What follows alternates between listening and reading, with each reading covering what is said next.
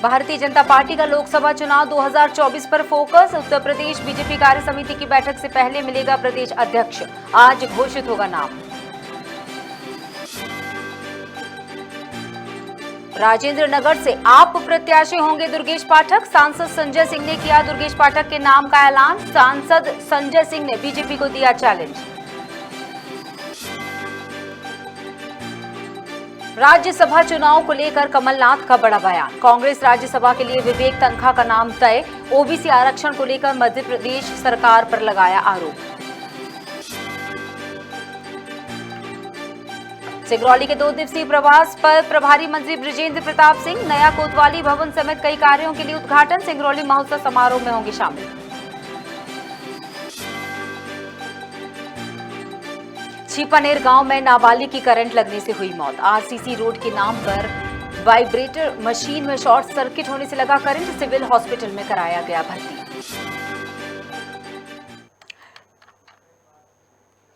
नमस्कार, आप देख रहे हैं खबर भारत। मैं हूं आपके साथ क्रांति प्रिया। बढ़ते हैं खबरों की तरफ। पहली खबर भारतीय जनता पार्टी की लोकसभा से जुड़ी हुई, जो चुनाव 2024 को लेकर उत्तर प्रदेश पर विशेष फोकस है, जिस पर भारतीय जनता पार्टी का शीर्ष नेतृत्व करने और उत्तर प्रदेश में संगठन के काम को गति देने के लिए प्रदेश अध्यक्ष के नाम पर मंथन कर रहा है, जिसमें ये कयास लगाए जा रहे हैं कि लखनऊ में रविवार को होने वाली भाजपा प्रदेश कार्य समिति की बैठक से पहले उत्तर प्रदेश भाजपा अध्यक्ष का नाम तय कर देगी।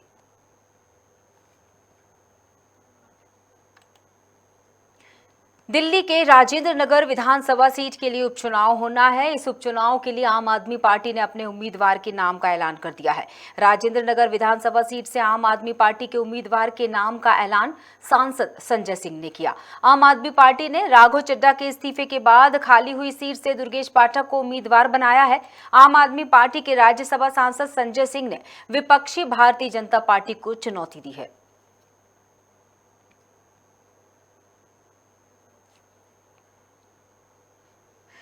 प्रदेश कांग्रेस अध्यक्ष कमलनाथ ने राज्यसभा चुनाव को लेकर बड़ा बयान दिया। कमलनाथ ने बताया कि कांग्रेस में राज्यसभा के लिए विवेक तनखा का नाम तय किया गया है। अब कांग्रेस के राज्यसभा सांसद विवेक तनखा चुनाव के लिए नामांकन भरेंगे। वहीं कमलनाथ ने ओबीसी आरक्षण को लेकर बड़ा आरोप लगाया है। उन्होंने कहा कि पंचायत चुनावों में ओबीसी वर्ग को पूरा आरक्षण नहीं मिला है। पूरे प्रदेश में ओबीसी को सिर्फ 9 से 13% ही आरक्षण मिला है। नए आरक्षण से ओबीसी की सीटें आधी हो गई हैं। नगरीय निकाय चुनाव में हम अपने योग्य उम्मीदवार उतारेंगे।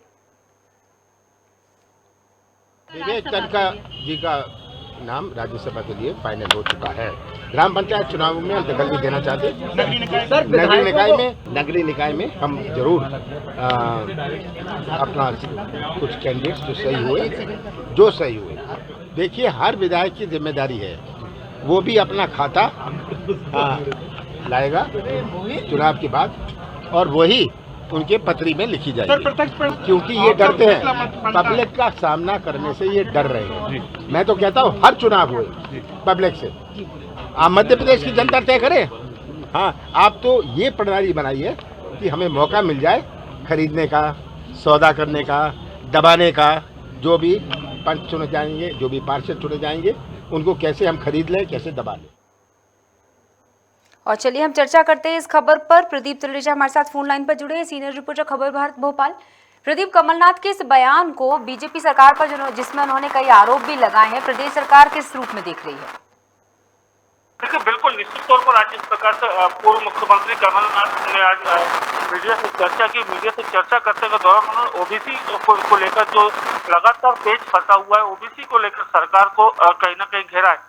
देखिए, पूरे मामले में जिस प्रकार से अनियमितताएं देखी गई, साथ साथ कमलनाथ का यह कहना है कि जो ओबीसी आरक्षण हुए, कई क्षेत्रों में सीटों का बड़ा अंतर है वो देखने में आया है। देखिए, लगातार इस प्रकार की चर्चा उन्होंने आज कही। और देखिए, उन्होंने ये भी कहा है कि जिस प्रकार से बीजेपी अपने आप को ओबीसी वर्ग का हितैषी मानती है, लेकिन दूसरी ओर जिस प्रकार से आरक्षण की प्रक्रिया की गई है, सीटें कम कर दी गई हैं, तो ये कहीं ना कहीं जो है इस बात को इशारा करता है कि जो स्थिति है प्रदेश में ओबीसी वर्ग की, कहीं ना कहीं खराब है और सरकार उस पर जो है राजनीति कर रही है। जी बिल्कुल। तो कमलनाथ के जो बयान है और ये जो चुनाव का समय चल रहा है और 2024 की तैयारी जो दोनों पार्टी कर रही हैं, उसमें क्या चीजें स्पष्ट तौर पर दिखाई दे रही हैं? देखिए, जिस प्रकार से 2023 की अगर हम बात करें तो पहले मध्य प्रदेश के अंदर विधानसभा के चुनाव होने और 2024 में कहीं जो है वो लोकसभा के चुनाव होने। देखिए, लगातार पार्टियां अभी से, चाहे वो कांग्रेस हो चाहे बीजेपी हो, लगातार अपने अपने काम में जुटी हुई है। देखिए, सबसे पहले पंचायत चुनाव को लेकर के फैसले होने हैं, चुनाव होना है, जिसकी तारीखें तो कल ऐलान कर दिया गया है। लेकिन देखिए, सबसे बड़ी बात यह है कहीं ना कहीं ओबीसी वर्ग की बात हो, चाहे पंचायत चुनाव से निकल के जो लोग आएंगे या निकाय चुनाव का जो परिणाम आएगा, कहीं ना कहीं वो 2023 और 2024 की तस्वीरें जो है कहीं ना कहीं बदलेगा। लेकिन जिस प्रकार से परिवेश है, देखिए जहां एक और भारतीय जनता पार्टी नीचे के तबके तक का काम करने के अपने कर्म को बता रही है, जबकि प्रधानमंत्री आवास योजना की बात हो, चाहे गेहूं वितरण के मामले हो, लगातार ऐसे जो काम जो है भारतीय जनता पार्टी ने किए हैं, पार्टी कहीं ना कहीं उसको लेकर जाएगी। लेकिन अगर दूसरी ओर कांग्रेस की अगर हम बात करें तो लगातार भ्रष्टाचार, बढ़ती महंगाई, बेरोजगारी, ऐसे तमाम कई मुद्दे हैं जिसको लेकर के कांग्रेस जो है वो जनता के बीच में 2023 और 2024 के बीच में जाएगी। जी बिल्कुल, चलिए बहुत बहुत शुक्रिया तमाम जानकारी के लिए प्रदीप। और जिस तरह से प्रदीप हमें जानकारी दे रहे थे, कमलनाथ के बयान को कई अलग अलग रूपों में देखने को मिल रहा है और पार्टी की क्या प्रतिक्रिया रही प्रदेश सरकार की और उसकी प्रतिक्रियाओं पर शायद समय रहते पता चले। और अब बात सिंगरौली की, जहां शिवराज सरकार के मंत्री बृजेंद्र प्रताप सिंह 2 दिवसीय प्रवास पर हैं। बता दें कि मंत्री बृजेंद्र सिंह सिंगरौली महोत्सव और नगर उत्सव समारोह में शामिल होंगे, साथ ही निःशुल्क मूंग वितरण कार्यक्रम में भी शामिल होंगे। वहीं मंत्री बृजेंद्र सिंह ने नया कोतवाली भवन का लोकार्पण समेत कई उद्घाटन कार्य भी किए। नसरुल्लागंज के ग्राम छिपनेर में एक नाबालिग की करंट लगने से मौत हो गई। आपको बता दें कि पीडब्ल्यूडी अंतर्गत आरसीसी रोड का काम चल रहा था, जो जेपी शर्मा का टेंडर है। वहीं इसके चलते बैतूल से आए मजदूर रोड के निर्माण का कार्य कर रहे थे और उसी दौरान वाइब्रेटर मशीन में शॉर्ट सर्किट होने से नाबालिग को करंट लग गया। इसको उपचार के लिए नसरुल्लागंज के सिविल हॉस्पिटल में भेजा गया है, जहां डॉक्टर्स ने नाबालिग को मृत घोषित कर दिया।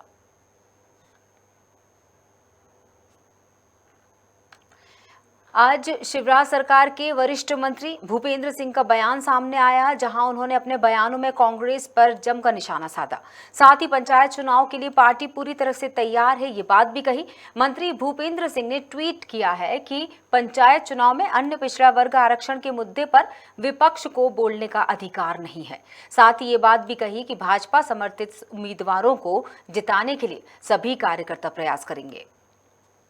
देखिए, पंचायत चुनाव को लेकर पार्टी पूरी तरह से तैयार है और कल ही 11:30 बजे घोषणा हुई और 12 बजे जो हमारा चुनाव प्रबंधन का कार्यालय है उसका शुभारंभ हुआ।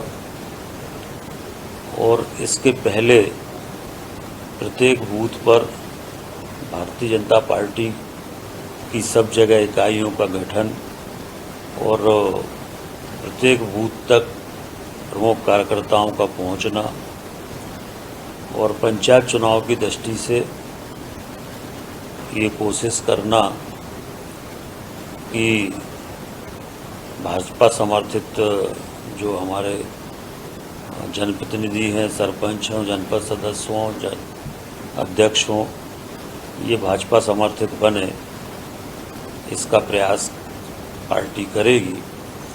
और पार्टी ने इसके लिए भी जिम्मेदारियां तय की हैं कि स्थानीय स्तर पर समन्वय भी हो, जिसमें आपस में टकराव ना हो। मंदसौर में हिंदू धर्म से प्रभावित होकर एक मुस्लिम शख्स ने हिंदू धर्म अपना लिया, जिन्होंने मंदसौर के पशुपतिनाथ मंदिर में विधि विधान से धर्म परिवर्तन करवाया।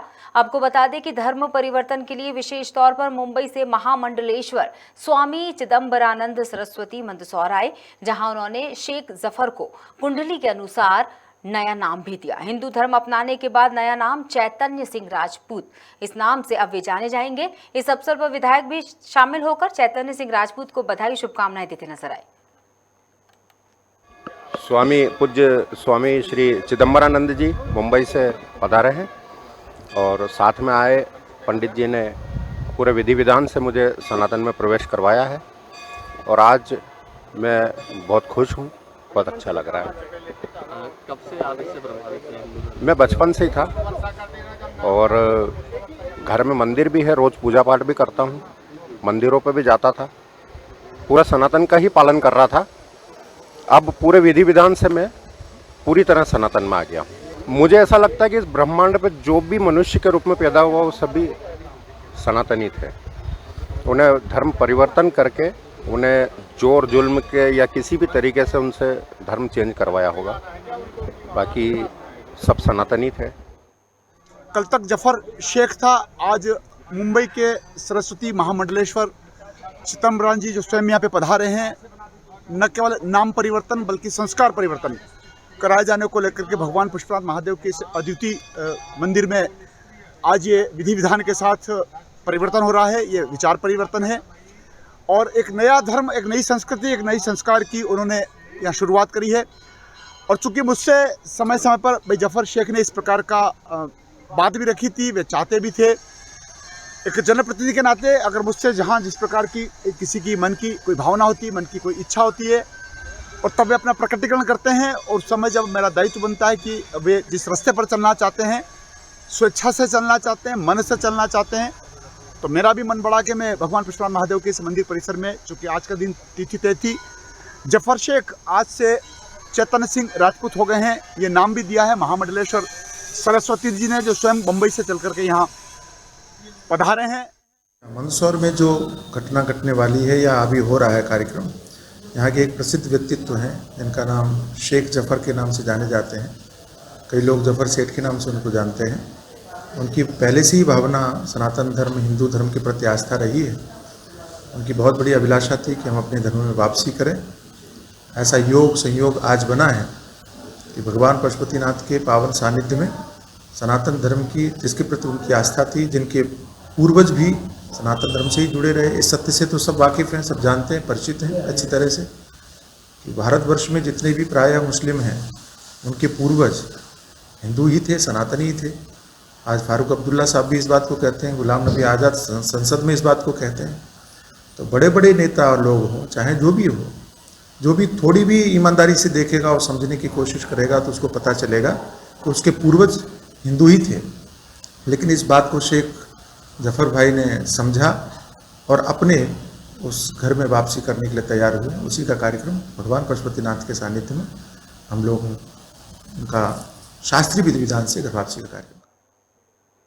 और अब खबर नरसिंहपुर जिले से, जहां ऐतिहासिक और धार्मिक महत्व की धरोहर नरसिंह मंदिर से लगे तालाब का सौंदर्यीकरण और गहरीकरण हुआ। वहीं जिला कलेक्टर रोहित सिंह की अगुवाई में अनेक सामाजिक संगठन, प्रशासनिक अधिकारी, कर्मचारियों के साथ ही बूढ़े से लेकर बच्चे, मातृशक्ति ने श्रमदान किया। बता दें कि कलेक्टर रोहित सिंह ने ऐतिहासिक नरसिंह तालाब में जल संरक्षण और उसके सुंदरीकरण को लेकर जो अभियान चलाया है वो एक मिसाल बन गया। ये सरकार की संकल्प है, जो एक बहुत बड़ा आयोजन है या ये एक तरह से यज्ञ मानिए इसको। इसमें सभी महिलाओं की बहुत अच्छी भागीदारी है। घर घर से निकल के महिलाएं तो आ ही रही हैं और हम सभी शासकीय विभागों के कर्मचारी, महिला कर्मचारी, सारे हमारे विभाग के, आयुष विभाग के यहाँ हैं और सभी विभागों की महिलाएं भी रोज बिना बुलाए अपने मन से इसमें अपना सहभागिता करने आ रही है। नरसिंह तालाब का ये सौंदर्यीकरण, गहरीकरण इस नगर ही नहीं जिले के लिए एक मिसाल कायम करने जा रहा है। जिला प्रशासन और समाज का जो दृढ़ इच्छा शक्ति है और दृढ़ संकल्प है, उसका परिणाम है ये नरसिंह तालाब का जो जीर्णोद्धार हो रहा है। इस पे जिला प्रशासन के आह्वान पर नगर के, जिले के सभी धार्मिक, सामाजिक, आध्यात्मिक संगठनों के साथ साथ स्वैच्छिक संगठनों के लोग, मातृशक्ति, बाल, युवा, सभी जाति बिरादरी, खानपान, रहन सहन, मानताओं को मानने वाला सकल समाज, जिसमें व्यापारी वर्ग भी है, अधिकारी कर्मचारी वर्ग भी है, सभी ने अपनी सहभागिता सुनिश्चित करते हुए इसके विकास के लिए योगदान दिया है। नरसिंह तालाब का जीर्णोद्धार का काम इस पावन भूमि में चल रहा है। इसी क्रम में नगर भारतीय जनता पार्टी द्वारा भी प्रत्येक दिन आकर यहाँ पे श्रमदान किया जा रहा है। इसी क्रम में आज हमारे छोटे भाई नितिन सोनी जी, जो कि भारतीय जनता पार्टी के नगर के मंत्री हैं, इनका जन्मदिवस था, तो इनके द्वारा यहाँ प्रसादी के रूप में खोआ जलेबी वितरण किया गया। मैं आपके माध्यम से संपूर्ण नगरवासियों से आग्रह करना चाहूँगा कि आप भी अपने जन्मदिवस, मैरिज एनिवर्सरी, जो भी आपके ऐसे आयोजन हैं, आप आएँ और यहाँ पर आकर करें और प्रसादी के रूप में जो भी आपसे बनता है वो करना चाहिए। सांस्कृतिक कार्यक्रम आप चाहें तो यहाँ टी शर्ट बना हुआ है, भजन मंडली कर सकते हैं। सब लोग जुड़ रहे हैं इससे और कारवा जैसे हम कहते हैं बढ़ता जा रहा है, काफ़ी लोग आते जा रहे हैं और सब प्रेरणा से आ रहे हैं। उनकी जितनी क्षमता है वो कर रहे हैं। और अच्छी बात जो शुरू हुई, जो परिपाटी शुरू हुई, जो परंपरा शुरू हुई है कि वो सवेरे जो घर पे बैठ के चाय पीते हैं वो सब लोग यहाँ आ रहे हैं, यहाँ चाय पी रहे हैं। और साथ ही साथ ओपन जिम का काम ये नरसिंह तालाब कर रहा है, जहाँ लोग स्नान कर रहे हैं, टहल रहे हैं, बैठ रहे हैं, आपस में मुलाकात कर रहे हैं और चाय नाश्ता भी कर रहे हैं। तो एक बहुत जश्ननुमा माहौल यहाँ बनता है सुबह। और सभी लोगों से मेरा यही कहना है, नरसिंहपुर वासियों से, कि सभी इस पुनीत काम में लगे। सबके सहमति से हम लोग, हमारा प्रयास ये है कि इसे हम एक पुण्य क्षेत्र के रूप में देखें। ये एक नरसिंहपुर तालाब और नरसिंह मंदिर परिसर, नरसिंह तालाब और नरसिंह मंदिर परिसर एक पुण्य क्षेत्र के रूप में विकसित हो। पानसेमल के अनुविभाग में महिला एवं बाल विकास में विभाग परियोजना के अधिकारी को कार्य में लापरवाही के चलते निलंबित कर दिया गया। वहीं एसडीएम अंशु जावला ने बताया कि पानसेमल परियोजना में पदस्थ अधिकारी और उच्च अधिकारियों को निर्देशों का पालन न करने पर निलंबित किया गया। साथ ही तहसील कार्यालय में पदस्थ एक पटवारी को भी उसके कार्य में लापरवाही बरतने पर निलंबित किया गया है। वहीं ये भी बताया जा रहा है कि पूर्व में पटवारी को कार्य में सुधार करने की चेतावनी जरूर दी गई थी, लेकिन कार्य में सुधार नहीं हुआ, जिसकी वजह से उसे निलंबित कर दिया गया। परियोजना अधिकारी श्री कनेल जी पानसेमल में पदस्थ थे और लगातार जो है कार्य से अनुपस्थित और निर्देशों का पालन न करने के संबंध में उनके द्वारा सतत रूप से लापरवाही बरती जा रही थी और वरिष्ठ अधिकारियों के निर्देशों की अवहेलना भी की जा रही थी, जिसके चलते कमिश्नर साहब ने जो है उनको सस्पेंड किया है और वर्तमान में सीडीपीओ का प्रभार नायब तहसीलदार सुनील सिसोदिया जी को दिया गया है। धावड़ी हल्के में पदस्थ पटवारी विजय नरगावे का कार्य के प्रति लापरवाही बरतने के कारण अनुभागीय अधिकारी पानसेमल द्वारा उनको निलंबित किया गया है। खबर इंदौर से है, जहां अनुसूचित जाति के राष्ट्रीय अध्यक्ष मनोज परमार ने पीड़ित पक्ष को न्याय दिलाने के लिए पुलिस अधीक्षक को ज्ञापन दिया है। बता दें कि महू तहसील के दतोदा में दबंगों ने मामूली विवाद को लेकर अनुसूचित जाति वर्ग के घरों पर हमला कर दिया था, जिसमें 9 लोग बुरी तरह से घायल हुए थे। साथ ही आरोपी पक्ष ने राजनीतिक प्रभाव के चलते फरियादी पक्ष के खिलाफ थाने में शिकायत दर्ज कराई थी। वहीं इस पूरे मामले को लेकर अनुसूचित जाति के राष्ट्रीय अध्यक्ष मनोज परमार और पीड़ित पक्ष ने ग्रामीण पुलिस अधीक्षक से मुलाकात कर न्याय की मांग की है। वहीं पुलिस अधीक्षक ने पीड़ित पक्ष को आश्वासन देते हुए कहा कि आरोपी पक्ष पर सख्त कार्रवाई की जाएगी। कल रात को इंदौर जिले की महू तहसील के ग्राम दतोदा में कल रात को वहां पर गांव के दबंगों द्वारा हमारे अनुसूचित जाति वर्ग के लोग, रविदास समाज के लोगों के घरों पर हमला किया गया। अचानक हमला किया गया। मामूली विवाद, एक व्यक्ति के विवाद को, व्यक्तिगत विवाद को जो है सामूहिक जातिगत दुर्भावना बनाया गया और इस हमले में हमारे परिवार के, दलित परिवार के लगभग 9 लोग घायल हुए, जिसमें एक 4 साल की बच्ची भी रही जिसको उन्होंने मारा और एक गर्भवती महिला उसे भी मारा और एक युवक की जो है आँख चली गई है, उनकी मारपीट में तलवार से भी मारा गया है, हॉकी बेसबॉल के बल्लों से मारा गया है और 15 से अधिक गाड़ियां जो है तोड़फोड़ की गई, जिसमें लोडिंग रिक्शा, छोटा हाथी वगैरह भी है और 2 व्हीलरें भी हैं जिसमें तोड़फोड़ की गई है। इसके अलावा 20 से अधिक घरों को में तोड़फोड़ की गई है। इस बात को लेकर जो है हम माननीय पुलिस अधीक्षक महोदय ग्रामीण एसपी से हम यहाँ पर मिलने आए थे। ऐसा है कि ये बलाई समाज के अध्यक्ष हैं मनोज परमार जी, ये और उनके साथी लोग आए थे। चूँकि जो अनुसूचित जाति के लोगों ने भी उनके साथ मारपीट की थी तो उनके खिलाफ भी एक प्रकरण पंजीबद्ध हुआ है। उनका कहना है कि साहब वो प्रकरण ठीक पंजीबद्ध नहीं हुआ है तो उसकी आप जांच करवा ली जाए, तो इन्होंने दिया, हमने एसडीओपी को जांच के लिए दे दिया गया है। और हमारे साथ जुड़े हुए हैं ब्यूरो हेड हमारे खबर भारत इंदौर से ज़हीन गौरी खान, और हम उनसे चर्चा करेंगे इस खबर पर। ज़हीन, जिस तरह से अभी हमने बातें सुनी अनुसूचित जाति के राष्ट्रीय अध्यक्ष परमार की, उनका ये कहना है कि किस तरह से वो पूरा वारदात, पूरा मामला क्या है और इस पर कड़ी कार्रवाई की बात भी कहते नजर आए, जिसको लेकर ज्ञापन भी सौंपा गया है। क्या कहना है? क्रांति प्रिय, ये मैं आपको बता दूं, इंदौर में कलेक्टर स्थित ग्रामीण एसपी कार्यालय में जो ग्राम दतोदा में हिंसा हुई अनुसूचित जनजाति के लोगों को लेकर, उसको लेकर राष्ट्रीय अध्यक्ष जो मनोज परमार है वो काफी सक्रिय, उन्होंने ज्ञापन दिया। गुरुवार को जिले के महू तहसील के दतोदा गांव में जो दबंगों द्वारा अनुसूचित जाति के 9 लोगों को बुरी तरह से घायल कर दिया था और उनको जो है मारपीट कर उनको जो है वहां से लोग फरार हो गए थे। ग्रामीण अधीक्षक से उन्होंने मुलाकात करके ज्ञापन दिया है। दरअसल पूरा मामला जो है दतोदा गांव, महू तहसील के दतोदा गांव का है, जहां पर मामूली विवाद हुआ था। उसको लेकर जो है आपसी में 2 लोग भिड़ गए थे, जिसमें जो दबंगों द्वारा जो है 9 लोगों को घायल किया था। उसमें 4 साल की जो बच्ची है वो भी गंभीर रूप से घायल हुई थी। फिलहाल जो है पुलिस ने जो है इस पर जो आरोपियों को राजनीतिक प्रभाव का पालन करते हुए, प्रभाव का इस्तेमाल करते हुए गरीबों पर एफआईआर झूठी दर्ज करा दी है और इसी को लेकर जो है आक्रोशित होकर जो मनोज परमार है उन्होंने जो ज्ञापन दिया है। बिल्कुल, लंबे समय से ये मुद्दा गरमाया हुआ है, जिसको लेकर कई जनप्रतिनिधि और कहा जाए कि बड़े पद पर बैठे लोग साथ दे रहे हैं उस पूरे समुदाय का, उस पूरे वर्ग का, लेकिन अभी तक कार्रवाई का ना होना एक बड़ा सवाल खड़ा करता है। इसमें जो है आरोपी के जो राजनीतिक प्रभाव है, इसी के कारण जो है पुलिस उन जो दबंगों पर ना एफआईआर करते हुए जो है झूठा मुकदमा जो है मनोज परमार का ऐसा आरोप लगाया गया है, जो राष्ट्रीय अध्यक्ष बली समाज के, उनका ऐसा आरोप लगाया गया है कि पुलिस ने जो है राजनीतिक प्रभाव के चलते जो है अनुसूचित जाति के लोगों पर जो है मुकदमा दर्ज कर दिया है। फिलहाल वो मुकदमा वापस ले और जो है जिन दबंग लोगों ने जो है इनके साथ 9 लोगों के साथ मारपीट की है उनके खिलाफ कार्रवाई। बिल्कुल, चलिए बहुत बहुत शुक्रिया ज़हीन जुड़ने के लिए।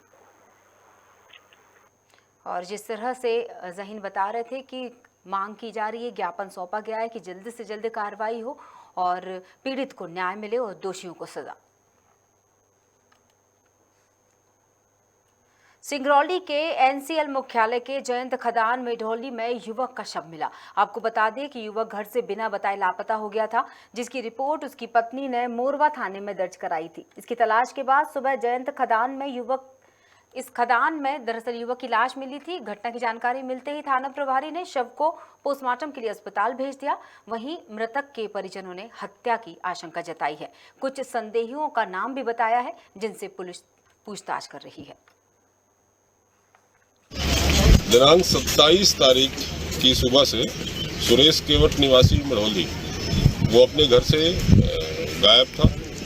आज उसका शव हमें मोबाइल से मिला है और इस संबंध में हम अभी मर्ग कायम करके जांच कर रहे हैं। जांच में उनके परिजनों ने किसी 1-2 ऐसे संदेहियों का नाम बताया है, उनकी बिंदुवार जांच करके विधि सम्मत कार्रवाई करेंगे। और इस खबर के साथ ही बुलेटिन में फिलहाल इतना ही। बने रही खबर भारत के साथ। नमस्कार।